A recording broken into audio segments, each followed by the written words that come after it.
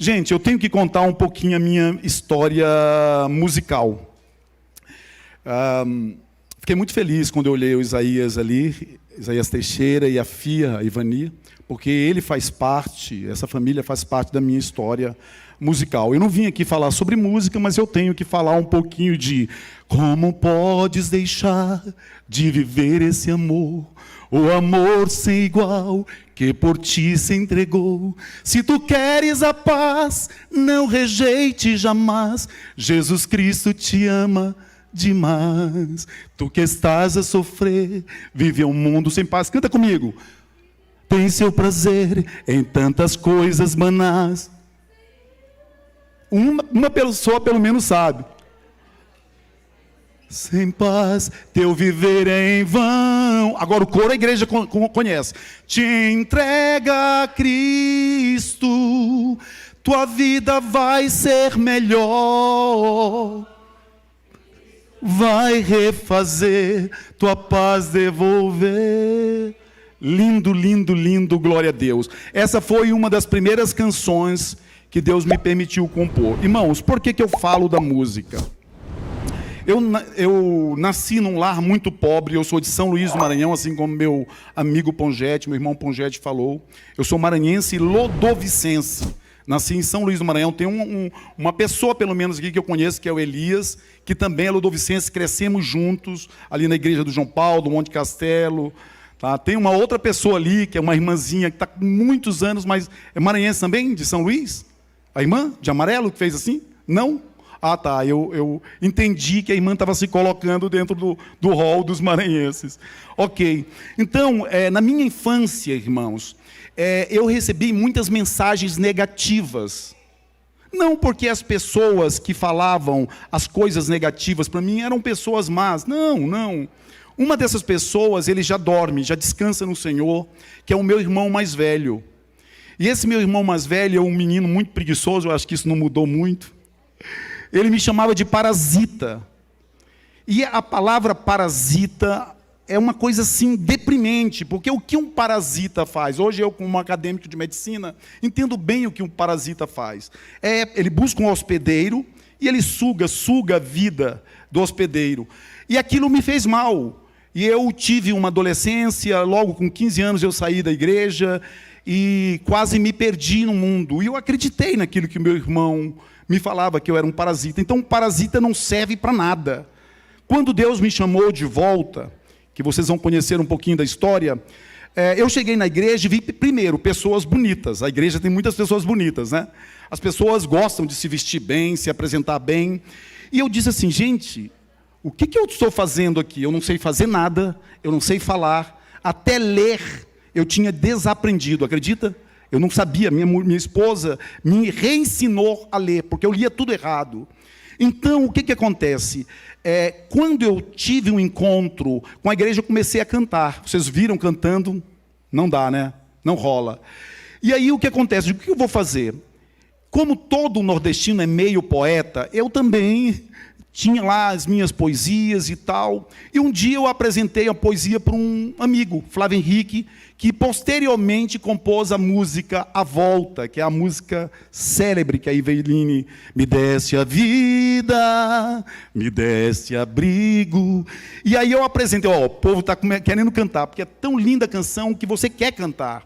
E aí o que acontece? Eu apresentei uma poesia para o Flávio, sem querer, assim, Flávio, eu escrevi isso aqui, mas eu não tinha noção que o Flávio ia fazer um convite inesperado. Ele disse, Pedro, vamos transformar essa poesia numa canção. Ele sentou ao teclado, um grande músico ele, e começou a dar melodia para aquilo. E eu, assim, achei mágico, irmãos. Eu disse, gente, o que é isso? Eu dou uma letra e o cara põe uma música. Enfim, para sintetizar, eu não parei mais. Comecei a escrever muitas poesias. Chegou um momento que o Flávio Henrique disse assim para mim, Pedro, deixa eu te falar uma coisa, não dá mais. Como assim, Flávio? Aí nós já tínhamos feito coletâneas para Campori, para acampamento lá no Maranhão. Já muitas pessoas nos conheciam como compositores, eu também. Mas só que o Flávio colocava o quê? A melodia. Eu escrevia a letra, a harmonia e melodia era do Flávio. E um dia, para ele se ver livre de mim, ele disse assim, Pedro, vamos fazer o seguinte, eu não consigo mais, né? Eu tenho muita coisa que eu gosto, eu sou paraquedista, isso e aquilo. Escreve tua própria melodia. Eu digo, como, Flávio? Se eu não toco nem flauta doce. Aí ele me ensinou um conceito. Ele disse, você sabe solfejar, assobiar? Eu digo, sei, mal, mas eu sei. Ele disse, pois é, toda vez que você solfeja, assobia, você está construindo uma melodia, uma música. Então vai lá e te vira. E eu fui triste, cheguei em casa meio choroso, poxa, o Flávio Henrique não quer mais que a gente faça as canções. Enfim, eu fiz uma oração a Deus e pedi o dom da música. E Ele me deu. Não entendo o porquê de tamanha humilhação, porque põe em seus ombros essa cruz. Conhecem? Vem ver a cena, a cor do Calvário, vem ver a dor que meu Cristo suportou. É exatamente isso, irmãos.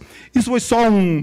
Aí tem Cíntia Alves, tem Luiz Cláudio, tem Sérgio Saas, tem... Mas assim, minha grande parceria foi com Eveline de verdade. Desde o Ceguinho Bartimeu, como Din Dom, Din Dom. Como é que é?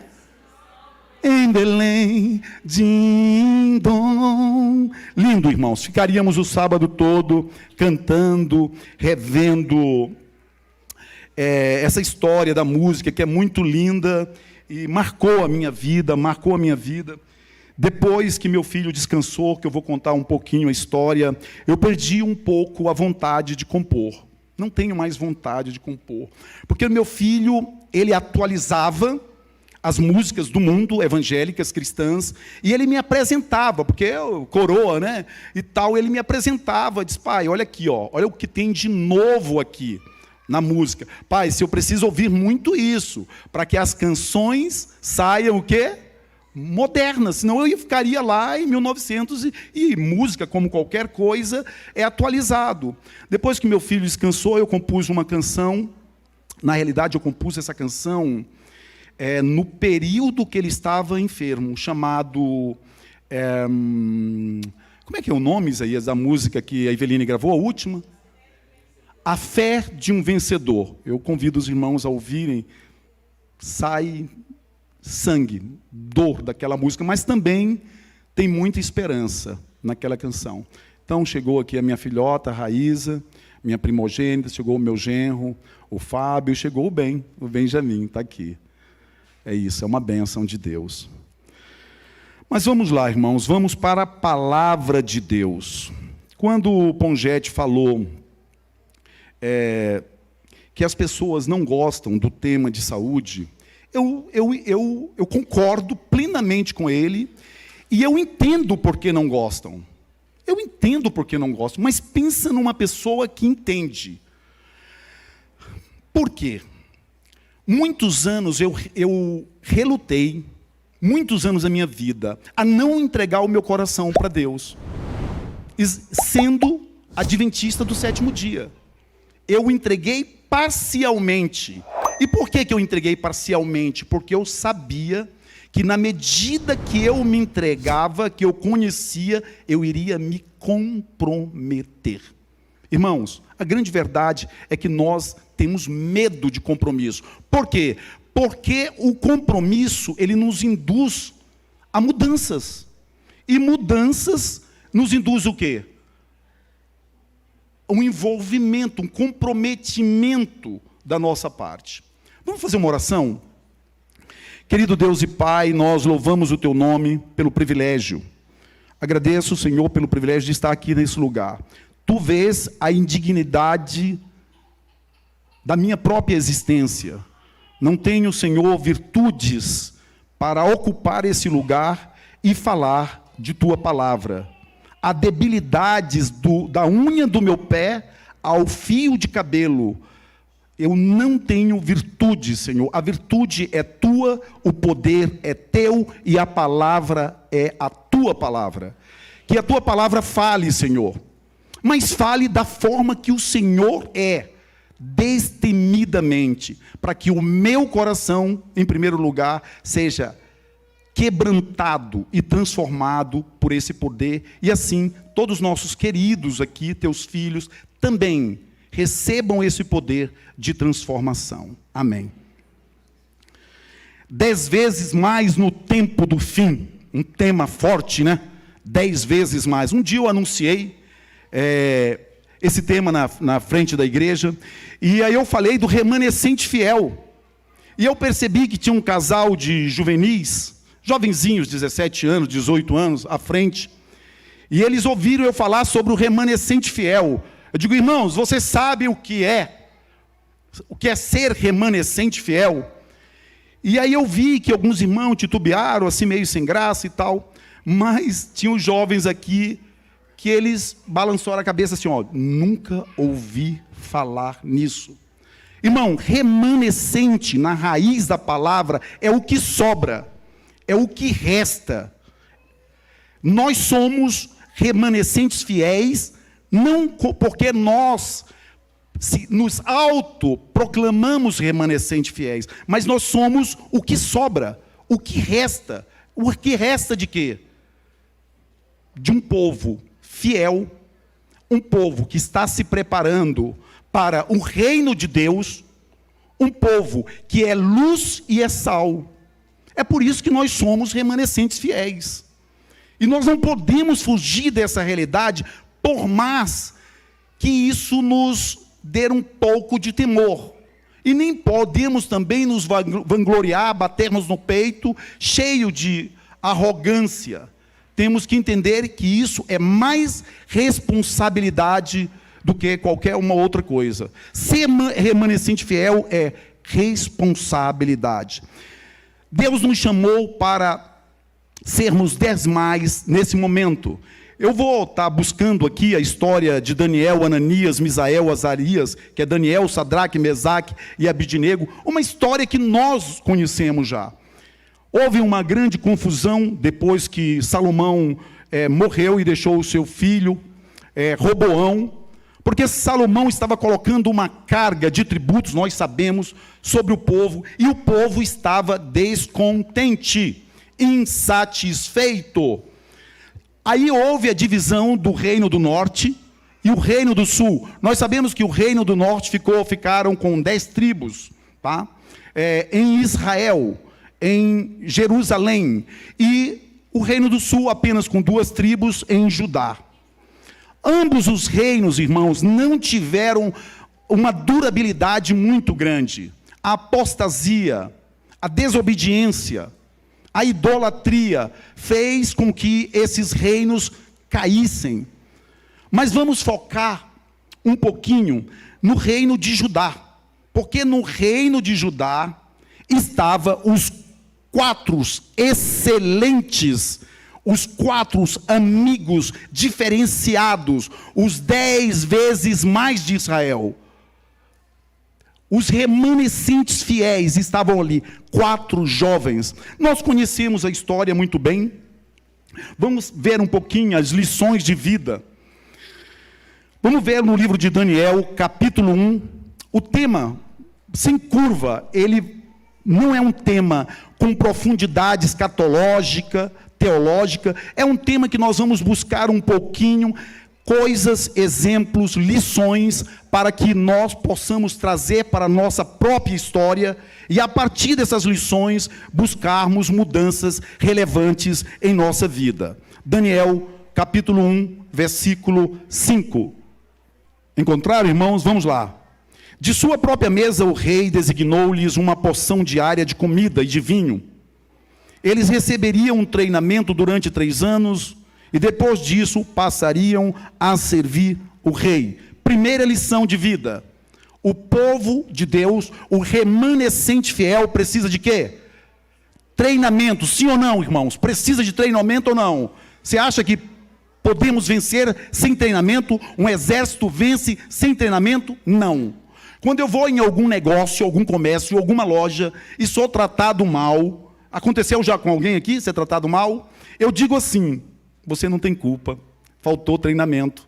Por que faltou treinamento? Porque se aquele funcionário recebesse da chefia o exemplo e o treinamento, o que aconteceria, irmãos? Eles não tratariam mal um cliente que vai levar o dinheiro, que vai levar o crescimento daquela empresa. Então, treinamento. Chegaram, foram identificados e disse, olha, agora vocês vão passar pelo treinamento. Daniel, contudo, decidiu não se tornar impuro com a comida e com o vinho do rei, e pediu ao chefe dos oficiais permissão para se abster deles. Daniel 1:8. Decidiu é a palavra que temos que guardar. Bora, Mari. Apesar de tudo isso, um momento foi comparado cara e caras, rostos e rostos, e foram comparados os 4 excelentes de Israel, que eram cativos em Babilônia, com as outras pessoas, com aqueles outros que não tinham os hábitos e o estilo de vida, e não conheciam o menu edênico.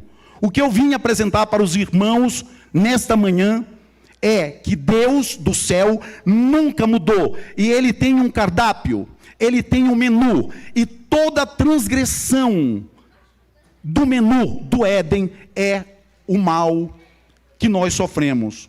As enfermidades, as doenças que estão nos assolando, o povo de Deus, em pouco, para não dizer nada, se diferencia do povo secular. Durante o período de pandemia, praticamente quase todos nós perdemos pessoas queridas, irmãos. E foi descoberto que pessoas que se alimentam a partir de vegetais, bioidênticos, vegetais, eu não sei que planta é essa, mas se ela for uma planta comestível, irmãos, elas têm aqui nessa planta nutrientes fitoquímicos que são bioidênticos à nossa célula, ao nosso corpo, ao nosso organismo. Uma vez que entra um nutriente desse na minha célula, ela reconhece e ela se alcaliniza, irmãos.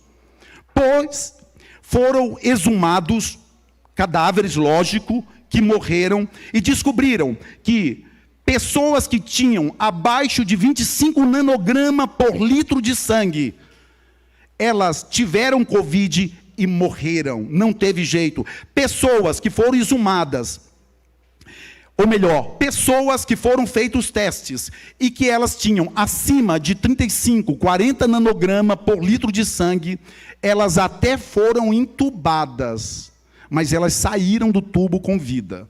E pessoas que tinham acima de 50 nanogramas por litro de sangue de vitamina D3, elas até contraíram a Covid, mas não passou de uma gripezinha. Vocês conhecem muito essa frase, gripezinha, que irritou muita gente, mas é a verdade, irmão. Então, Daniel e seus amigos, Daniel capítulo 1, versículo 10, quem vem, acompanha comigo, tinha convicção que o menu do Éden, que o cardápio de Deus iria fazer toda a diferença. Vamos lá? Daniel 1:10. Apesar disso, ele disse a Daniel, ele quem? O homem, o oficial que estava responsável por eles. Tenham medo do rei, o meu senhor, que determinou a comida e a bebida de vocês. E se ele os achar menos saudáveis que os outros jovens da mesma idade, o que acontecerá se eles os acharem assim? O rei poderia pedir a minha cabeça por causa de vocês. Medo, irmãos, medo. Vamos memorizar essa palavra aqui, medo. O que aconteceu conosco? Medo. E ainda há pessoas que continuam com muito medo. Medo, ele é bom na dosagem correta. Eu não vou atravessar a pista sem olhar, por quê? Porque pode vir um carro e me matar. Convém esse medo? Convém, porque é um medo baseado numa realidade que eu não posso transgredir aquela realidade. Mas o que aconteceu e o que está acontecendo entre nós é um medo exacerbado. Mas por que nós temos tanto medo? Porque sabemos que não estamos preparados. Que não um soldado preparado para a guerra, estrategicamente, ele tem as suas reservas, mas ele não é movido por medo, senão ele cavaria um buraco e se enfiaria dentro e não iria para a guerra. Então vamos lá. Daniel 1, 12 a 14. Acompanhe comigo, por favor. Peço que faça uma experiência com seus servos durante 10 dias. Não nos dê nada além de vegetais para comer e água para beber. Depois compare a nossa aparência com a dos jovens que comem a comida do rei, e trate os seus servos de acordo com o que você concluir. Destemido, certeza, aprendemos desde a infância que temos um menu, que temos um cardápio. O Deus Criador do céu colocou um jardim do lado do Oriente, chamado que? Éden. Esse jardim, ele plantou frutas, verduras, legumes, leguminosas, fibras, oleaginosas. Ele plantou tudo, irmão, que restauraria a nossa saúde. Descobriram há pouco tempo, irmão, um estudo que um elemento da natureza chamado magnésio, pessoas com demência, com Alzheimer, com doenças que o cérebro já estava meio que carcomido, deram altas doses de L-treonato, um magnésio especial, e essas pessoas rejuvenesceram 9 anos. Saíram do quadro de apagão de demência. Estudos científicos, coisa séria, irmãos, que eu estou relatando. De onde vem esse magnésio, irmãos? Esse magnésio, ele não é feito em laboratório. Ele vem do solo, irmãos. Ele vem de lugares onde tem terra vulcânica, que tem água magnesiana.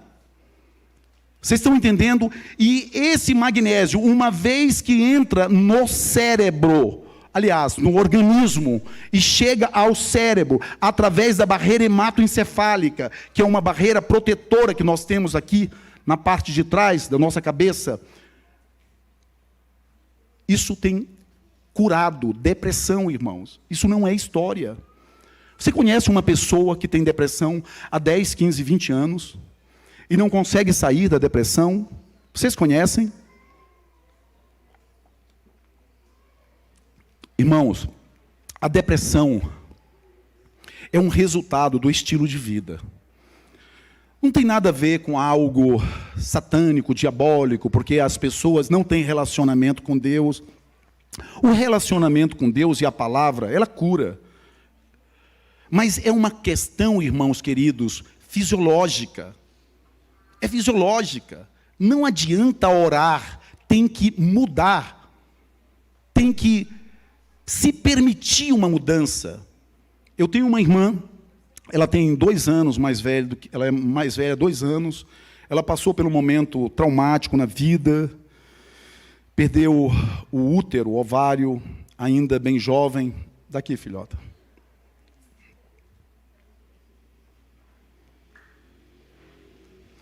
E a minha irmã desenvolveu uma depressão severa. E casada já há mais de 20 anos, não conseguiu mais, através da depressão, manter o casamento. Pediu o divórcio, simplesmente saiu de casa. Saiu de casa, pegou um avião e disse que ia para o Maranhão, para a casa da minha mãe e do meu pai, idosos. E, providencialmente, eu acredito, ela se sentiu mal dentro do avião. Entrou em crise, pânico, e chegaram em Brasília, pediram para ela descer e entrar em contato com a família. E tinha um contato de uma irmã minha, Joquebede, que mora aqui em São Paulo. E a minha irmã pegou um avião rápido e foi buscá-la em Brasília, e trouxe. Só que ela chegou com todos os problemas que uma depressão causando, né? E a gente tem buscado fazer um trabalho na medida que ela permite, e ela está melhorando substancialmente. Mas, por incrível que pareça, irmãos, tudo o que a gente fez é mudar a visão daquilo que ela come, e ela come muito errado, acorda de madrugada para comer pipoca, entre outras coisas, e é difícil, mas ela tem mudado com algumas poucas ações que ela tem se permitido. Eu estou abrindo esse parêntese para que os irmãos, junto com o texto bíblico, entendam Porque nós já ouvimos muitos sermões falando sobre o comportamento de Daniel e seus amigos. Mas nós olhamos muito num campo espiritual, e que não está errado. E que não está errado. Mas eu quero que, meus queridos irmãos, hoje, que a gente analise o contexto fisiológico. Nós temos algo que no passado chamavam de segundo cérebro, que chamávamos também de flora intestinal. Hoje chamamos de microbiota intestinal. Para cada 10 pessoas, 9,8 tem algo chamado de disbiose, que é um desequilíbrio na microbiota intestinal. Ninguém desenvolve disbiose porque come lechuga. Sabe o que é lechuga? Alface. Porque come berro. Sabe o que é berro? Agrião. Que come rebolacha. Conhece a rebolacha? Isso? Beterraba. Ninguém desenvolve disbiose por isso. Sabe por que nós desenvolvemos disbiose? Porque comemos trigo. Depois do transgenismo foi 400% potencializado a quantidade de glúten. Era para romper a barreira hematoencefálica, só fitoquímicos, magnésio, selênio, manganês, cálcio, mas não. Glúten consegue romper a barreira hematoencefálica e inflama o cérebro. Daniel, Sadraque, Mesaque e Abidnego, Ananias, Azarias, os nomes hebreu deles, sabiam o que estava em jogo, irmãos. Não era só uma questão espiritual, era uma questão de saúde, de sabedoria. Vamos para frente um pouquinho? Olha só isso aqui, irmãos. Próximo, Mari. Olha essa outra lição de vida. Em Daniel capítulo 2, versículo 10, diz o seguinte: os astrólogos responderam ao rei: não há homem na terra que possa fazer o que o rei está pedindo. Nenhum rei, por maior e mais poderoso que tenha sido, chegou a pedir uma coisa dessas a nenhum mago, encantador ou astrólogo. O que ele estava falando aqui? Pedi que fosse interpretado um sonho que ele nem lembrava, tá? Mas há um homem, vamos lá em Daniel 1:25, irmãos. Então Arioque, depressa, introduziu a Daniel na presença do rei e disse-lhe assim, achei um homem dentre os cativos de Judá, o que fará saber ao rei a interpretação. Não há um homem, os astrólogos, os cientistas, os estudiosos, irmãos. Eu estou dentro de um centro acadêmico que tem pessoas formadas em grandes universidades do mundo. Um dessas pessoas é um doutor chamado Dr. Acosta. Ele escreveu um livro. Ele é um especialista em anatomia humana. Eu, quando olhei esse homem dentro do morgue, dentro da parte onde fica as peças, os cadáveres, eu imaginei que esse homem tinha uns 75 anos, porque ele estava bem idoso, muito sábio, voz branda. Só que eu comecei a perceber que de vez em quando ele tinha que parar, sentava e pegava um pouquinho de água, colocava na boca e ficava muito tempo com essa água na boca. E eu não entendia aquilo. E aí ele sentava, respirava um pouquinho, depois ele voltava. Eu, curioso, fiz uma pergunta para um companheiro, para um amigo, estudante também. Eu disse: o que acontece com o doutor Acosta? Por que ele para tanto e por que ele fica colocando pouquinho de água na boca? Ah, ele faz hemodiálise. Ele faz hemodiálise. Os rins dele não funcionam. Os nefronas foram paralisados. E aí eu disse: mas como um homem com tanto saber? Sabe o que acontecia? Ele era viciado em analgésicos e anti-inflamatórios. Doeu aqui, um analgésico, anti-inflamatório. Os rins não filtram mais. Tem que fazer hemodiálise. E aí esse homem de 58 anos parecia ter 70 e tantos anos. Vocês entenderam?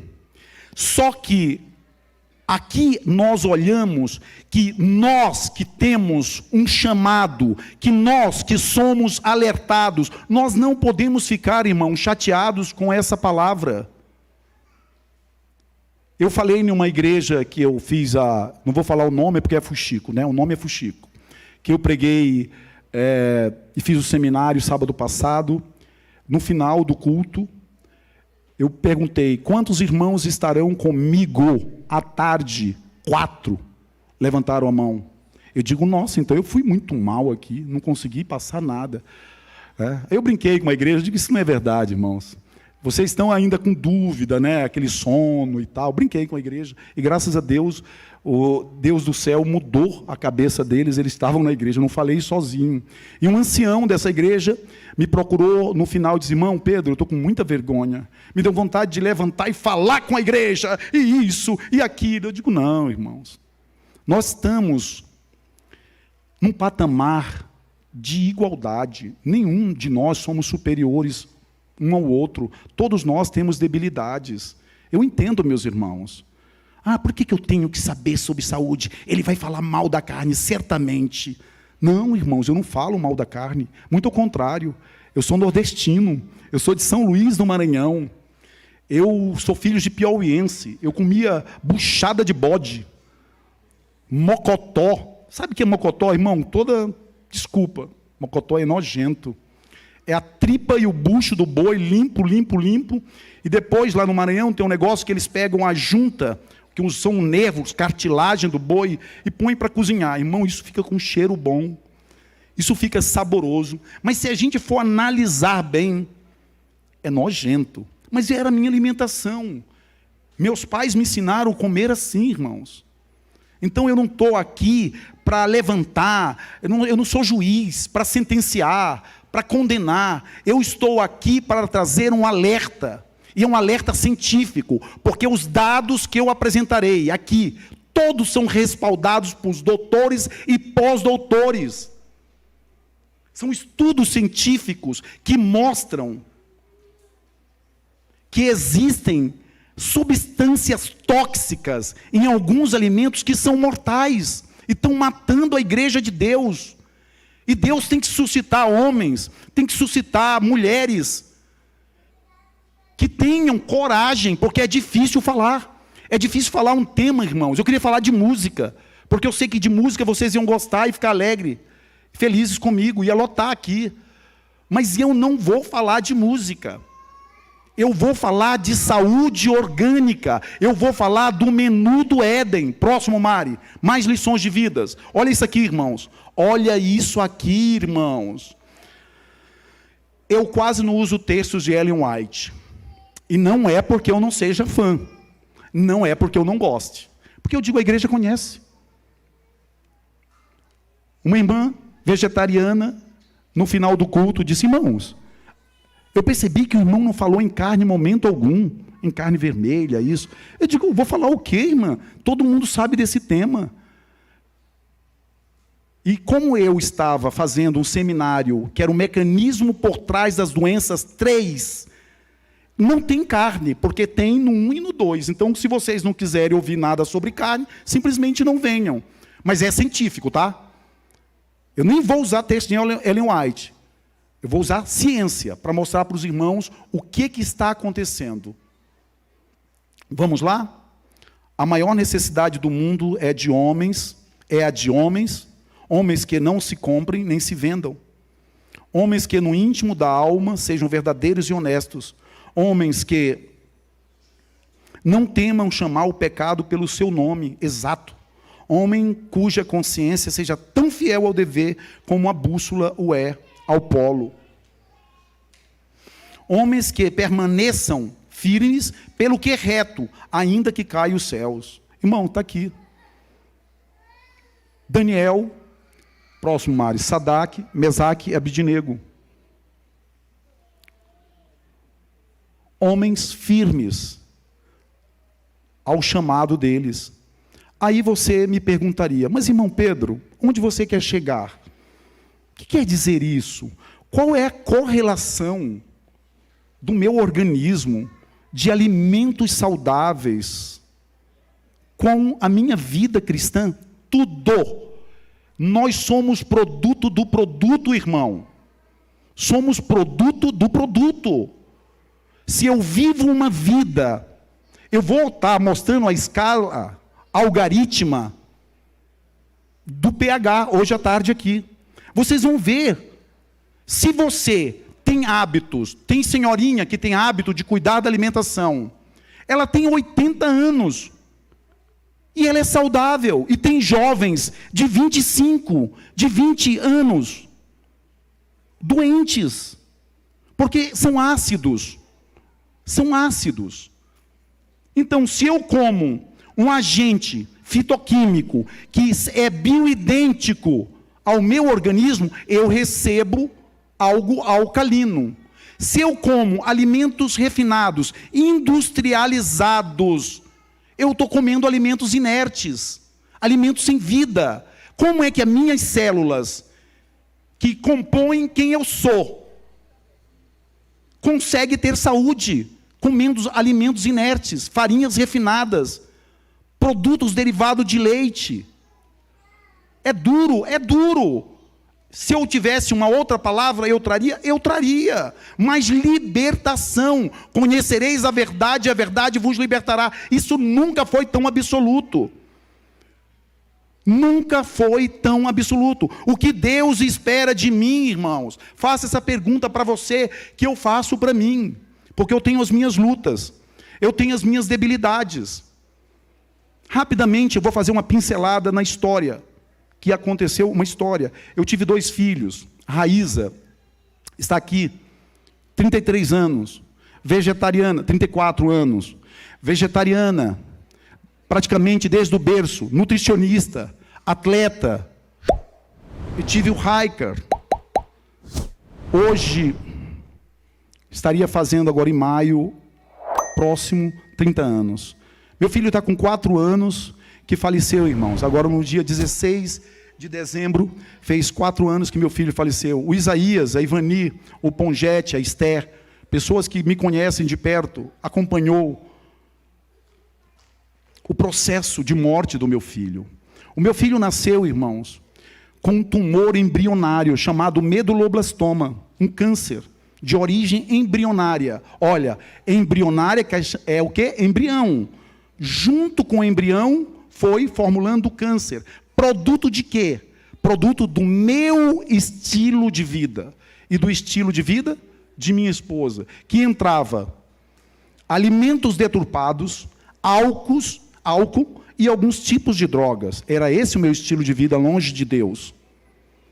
E meu filhinho, com 1 ano e 4 meses, nós descobrimos que ele tinha esse tumor no cérebro, já com metástase para toda a sua coluna. Naquele momento, irmãos, eu recebi um chamado, porque veio bomba. Veio primeiro o teste de HIV positivo do meu irmão mais velho, que me fez um convite para ir na igreja. E que eu disse, eu vou, por ele. Depois de 6 meses, eu já não estava na igreja pelo meu irmão. Eu estava na igreja por mim e pelo meu filho. Meu irmão já descansa há muitos anos. Se converteu, se entregou, mudou a vida dele promíscua em uma vida quase irrepreensível, porque ele era humano, mas uma vida incrível, chamado Abdoral, meu irmão. E com 6 meses depois, nós descobrimos esse câncer do Hiker. Eu me uni com os irmãos da igreja que tinham uma mensagem de saúde, que eu nem lembrava, e essa mensagem foi libertadora. Ali eu conheci a mensagem de saúde. Irmãos, para sintetizar, meu filho viveu 23 anos sem câncer. Mas teve o recidivo aos 13, porque ele teve que tomar um hormônio, e esse hormônio fez com que o tumor cerebral voltasse, mas através de terapias naturais, de desintoxicação e de um modelo de alimentação mais próximo do saudável. Não era saudável, mas era mais próximo. Meu filho foi restaurado. Os médicos do Hospital das Clínicas, nunca um médico entendeu a cura do Hiker, Pedro Hiker. Nunca entenderam Porque diz assim, mas como assim? Esse tumor não sara, esse câncer mata. Como ele está vivo? Como assim? Irmãos, agora vem a parte triste. Eu, como estudioso na área de alimentação saudável e de medicina integrativa, há muitos anos, pesquisava, estudava, comprava, investia em livros. Eu lembro que eu andava um período muito com Isaías, ele cansava de me ouvir essa história. Só falava disso, né, seu Isaías? Acho que eu falava mais de saúde do que em música. Sempre fui apaixonado por saúde. Só que, irmãos, eu não fiz a mudança que deveria fazer na minha vida. Eu não deixei alguns alimentos deletérios. Mesmo conhecendo, eu passava por cima. Olha só o que eu estou falando aqui. Uma otite não cuidada levou o meu filho a um carcinoma epidemoide, bem diferenciado. Esse nós lutamos durante quase 3 anos, e esse fez com que meu filho sucumbisse, viesse à morte. Junto com isso, um quadro psicoemocional bem desequilibrado, emocionalmente depressivo, e nós não conseguimos reverter. Aí você me pergunta, mas Pedro, então isso é incoerente. Como assim? Você não está dizendo que o estilo de vida edênico, ou que o modelo do cardápio do Éden é restaurador? Como teu filho morreu? Isso não é contraditório? Não é. E eu vou falar por quê. Porque eu visitava as pizzarias da vida. E eu comia queijo e meu filho comia. Eu sempre tive algum poder de persuasão que aquilo que eu fazia, tanto de bom como de errado, era imitado. Eu disse para minha filha, há 5, 6 anos atrás, que eu ia parar de comer queijo e leite e derivados. Ela disse, pai, estou parado também. Como assim? Eu estou falando de mim, filha. Não, eu estou parado também. Já parei. Então, para você ver que a atitude de um pai e de uma mãe, buscando conhecer as verdades, são libertadoras. Ela tem um marido que teve uma outra cultura e um outro ensinamento, mas até ele já concordou de o bem ser vegetariano. E que ele também, a médio e longo prazo, ele quer. Você percebe? Então, irmãos, eu não vim para agredir, eu vim para trazer boas novas.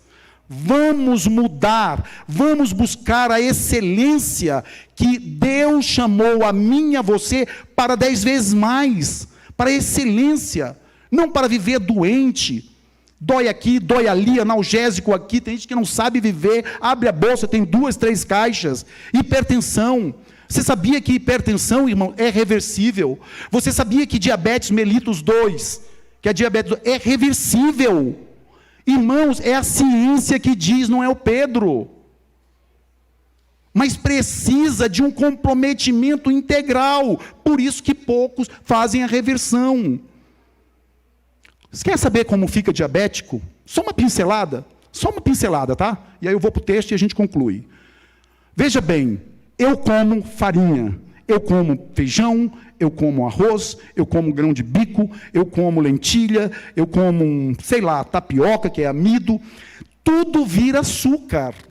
Tudo vira açúcar. Ah, irmão, mas eu não como açúcar. Não. Entenda bem. Açúcar não é para comer mesmo, porque açúcar é uma droga viciante. Eu estou falando de que todos os carboidratos viram açúcar. Então, eu tenho que ser seletivo. Uma vez que eu coloco em demasia carboidratos dentro de mim, eu fico hiperglicêmico. Quer dizer isso, Pedro? Uma quantidade de açúcar elevada na minha corrente sanguínea. Aí o meu pâncreas precisa produzir mais insulina. Para quê? Para que aquela glicose, aquele açúcar, tenha acesso à célula. A açúcar chega, bate na porta, irmãos, da célula e diz, pâncreas, eu estou aqui. E o pâncreas entende, diz, tá bom, vou produzir insulina. Só que eu coloco muito carboidrato, muito, e eu produzo o quê? Uma hiperglicemia. Aí o meu pâncreas, coitadinho, fica que nem eu. Depois de 1 ano sem férias, cansado, como eu estou, que deu vontade até de sentar. Diz assim, não aguento mais, não suporto mais. Eu produzo insulina, mas ele não para de colocar açúcar. Eu não consigo. E aí ele diz, a partir de hoje, eu estou resistente. Não produzo mais. A gente chama de resistência insulínica. Entendem, irmãos? Como eu reverto isso?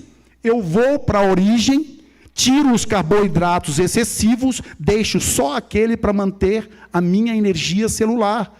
Porque eu preciso de carboidrato. Eu preciso de açúcar. Entende? E aí o pâncreas diz, opa, está com 6 meses que não tem pico de glicemia. O que está acontecendo? Esse cara, esse moço, essa mulher, está mudando, está criando vergonha, como minha mãe diria, minha mãezinha, vergonha na cara que ela usa. Assim. E aí ele diz, opa, eu vou começar a produzir de novo insulina. Acabou. Reverteu a diabetes. Pedro, é simples assim. Simples assim. Simples assim. Só que, para fazer... Irmãos, vamos aqui. Reino do Sul. Diferente de Daniel e seus amigos. Os homens que foram colocados para reinar no reino de Judá, falharam. Jeoaquim, 25 anos de idade, falhou. Joaquim, 18 anos, falhou. Foi para a apostasia, foi para a desobediência, não atentou para o conselho de Deus. Mari, próximo. Confiança. Irmãos, a nossa confiança tem que estar na palavra. A nossa confiança tem que estar no assim diz o Senhor. A ciência vem depois, irmãos. Ciência vem depois. Vocês vão ver e vão assistir comigo o que vai surgir doravante, ordens vindo lá de cima, falando o que é para nós fazermos ou deixarmos de fazer. Se nós não tivermos convicção, nós vamos falhar. Nós vamos perder a nossa salvação, que já está garantida. Porque nós não vamos suportar. É a ciência que disse. É a ciência que disse. Ô irmão, você é um negacionista. É a ciência que disse. Já ouviram isso? Cuidado, meus queridos irmãos. Olha só. Jeoaquim, vai lá Mari. Jeoaquim, ele fez o que o Senhor reprova, tal como seus antepassados. 2 Reis 23, 37. Próximo, Mari. Joaquim fez o que era mal aos olhos do Senhor, conforme tudo quando fizera seu pai. Falhou. Próximo, Mari. Zedequias, e fez o que era mal aos olhos do Senhor, conforme tudo quando fizera Jeoaquim. Falhou. Resultado, irmãos. 2 Reis 24, 20. Porque assim sucedeu por causa da ira do Senhor contra Jerusalém e contra Judá, até os rejeitar diante de sua presença. E Zedequias se rebelou contra o rei de Babilônia. Falharam, foram cativos. Foram cativos. Irmãos, atentem para o que eu vou falar. Deus é o Deus da disciplina. Ele é o Deus disciplinador. Esse Deus de amor, ele não separa as suas características. Ele é graça, ele é amor, ele é disciplina, ele é justiça ao mesmo tempo. Então, a morte do meu filho foi um puxão de orelha e uma rasteira em mim. Eu cheguei em algum momento a ficar envergonhado. Eu digo, eu não vou contar essa história para ninguém. Como eu vou contar essa história? Que se eu tivesse mudado o meu estilo de vida, irmão, você está falando besteira. Deus tinha um plano para que ele morresse mesmo. Eu vim para que vocês tenham vida. Vida em abundância. O que eu quero para vocês, o que eu tenho para vocês, é prosperidade, não é mal. Onde está, irmãos? Onde está? Até morto, ele ressuscitou. Será se ele gosta de vida? Irmãos, Deus gosta, ama a vida, não a morte. Meu filho não morreu porque Deus quis. Meu filho morreu por causa de um processo contínuo de desobediência minha, que conhecia os preceitos e não estava disposto a mudar. Eu quero te levar a uma reflexão, irmão. Você é responsável pela saúde da tua mulher e do teu filho. Você é responsável pela saúde da tua casa, irmão, principalmente os homens, não é para sermos arbitrários, tá? Entenda bem. Eu parei de comer carne, a Mari continuou comendo. Eu parei de comer peixe, a Mari disse, eu vou comer ainda, no tempo dela. Entenda bem, é pelo exemplo. Não vamos ser legalistas. Não vamos colocar aqui, se tu não parar, é que tu vai perder a salvação, tu não vai para o céu. Por favor, não é essa mensagem que eu estou trazendo. Agora, o homem, ele tem um chamado especial. E o chamado especial é para tomar a decisão. Amor, vamos revolucionar o nosso lar, a nossa vida. E aí ele vai ouvir a sua esposa. E ele vai estudar, ele vai pesquisar para que tenha argumentos fundamentados. Entende? E aí a família junto vai fazer o quê? Vai decidir. Ok, soberania? Soberania, Mari. Depois de resultado, tem soberania? Não tem, eu não coloquei aí. Tá, mas eu tenho aqui. Olha só, Deus é soberano, irmãos. Em momento algum eu questionei a morte do meu filho. Chorei praticamente 3 anos que ele ficou doente. Chorei. A única coisa que eu sabia fazer era chorar. Mas eu nunca disse para Deus, Senhor, tu não podes permitir isso. Eu digo, Senhor, não permitas isso. Senhor, como meu filho, cheio de sonhos e objetivos, Senhor, ele é melhor do que eu. Ele nunca fez o que eu fiz. Por que ele vai ter que morrer? Mas, sobremodo, tu és soberano. Deus tem um chamado para a obediência, e eu tenho que entender isso. Eu transgredi, eu desobedeci. O que Deus diz não pode ser refutado, irmãos. Você não pode fugir do que Deus diz, a não ser que você queira uma outra coisa, a não ser a eternidade. Você tem que encarar a verdade. Você tem que vir, você tem que ouvir o seminário, não porque o Pedro, João, José, mas porque Deus me levantou, me chamou para esse propósito. Eu nem queria, irmãos. Olha o que o Pongete, que me conhece há 30 anos, disse. Nem sabia que você pregava. Por que eu não pregava, Pongete? Porque estava tudo aqui na musiquinha, entende? Não fala, cara, não te expõe, é melhor ficar calado. As pessoas não querem te ouvir. Isso não é importante, deixa outros falarem. Sabe o que meu filho falou antes de falecer? Pai, não te quero mais como esse cara que conhece as terapias naturais, estuda isso. Isso é pouco, pai. É pouco. Vai estudar medicina. E eu já tinha escutado isso de outros amigos. Não, velho estuda medicina. Que história é essa? 50 anos estudar medicina? Não vou. Mas meu filho me pediu, antes de falecer, pai, eu não vou, porque nós iríamos juntos para lá, para a cidade de Leste, porque lá a gente consegue, tá, irmãos? Que é diferente, a cultura da medicina lá é diferente daqui. Aqui só estuda filho de rico, ou quem tem muita grana. Lá não.